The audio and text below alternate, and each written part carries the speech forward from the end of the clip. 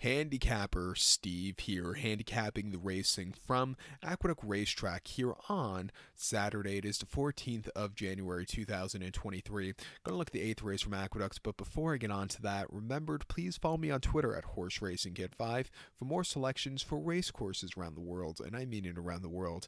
This is one of those weekends, the second or third weekend of the year. It's always, one of the most boring weekends in racing all across the world. Basically the big race today is stateside. Would probably be this race because it's kind of a Kentucky Oaks prep race, but all the other cards are, for the stakes races, it's just kind of boring. In the UK also, it's kind of boring, and it's just it's a boring weekend of racing. But I think next weekend it heats up with the comps, and then you have the Pegasus the week after that, and then basically dirt prep races from here and out. But let's look at this 8th race from Aqueduct, which is the Busanda Stakes. It's going for a purse of $100,000, race for 3-year-old fillies. We have a field of 5 3-year-old fillies taking a lap or a stroll around the Aqueduct main track, the distance of ground of 1,800 meters, or the 1 mile and 1/8 on the Aqueduct main track.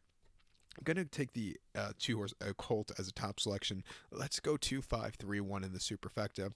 2-5-3-1 super. Top selection 2-horse a Colt. 3-0 filly by Into the Mischief. Chad Brown trains this one. Dylan Davis gets the mounts. The horse's most recent outing came the 18th of December here at Aqueduct. 1 mile and a maiden special weight for $85,000, and he won by 4 1/4 lengths.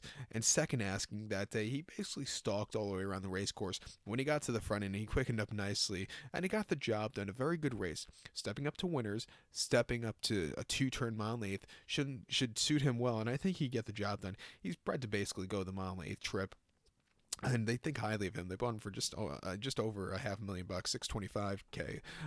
Before that, they ran the 17th of September at Aqueduct, 6 furlongs in main special weight, $95,000, and he finished 4th by 8 lengths that day. He just stalked, was very wide, and just couldn't keep up. I thought he's just not that kind of horse that wants to go 6 furlongs. Probably need the race for experience, and definitely improved way out with the next race. He's been training well in the train track at Belmont, half-mile drill in 49-1, and then a half-mile 50 flat on the 2nd of January. Coming here today, it wouldn't surprise me if he gets the job done. I think your second likeliest winner is the 5-horse here.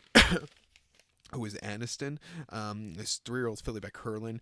Top collector trains Jose Lescano, who's having a great, I think, Aqueduct meeting, gets the mounts. Not as great as Manny Franco, who's absolutely killing it also. Striking at 42%, which is incredible. But Aniston most recently ran on 25th of November here at Aqueduct, mile and 1/8 in main special weight, and she won by 4 3/4 lengths that day, and she had a dream trip stalking all the way around the race course. When she got to the front end, she grinded it out and kept going to the victory. An all-around good race, a major improvement off the race before it, which came at Aqueduct, 1 mile in main special weight. Finished 7th by 12 3/4 lengths that day, and basically, just never really got into it. Was very lackadaisical early on, very wide, and she probably needed the race for experience. Okay, last time out she was going a mile and 1/8 in early November at Aqueduct, where it's not the fastest horses, and it came back with a low buyer. But coming here today, facing tougher horses where I think she wants to go, I think she could step up that extra couple buyer points to win, or quite a lot buyer points to win here. At 5-1, I'm going to use her on the ticket.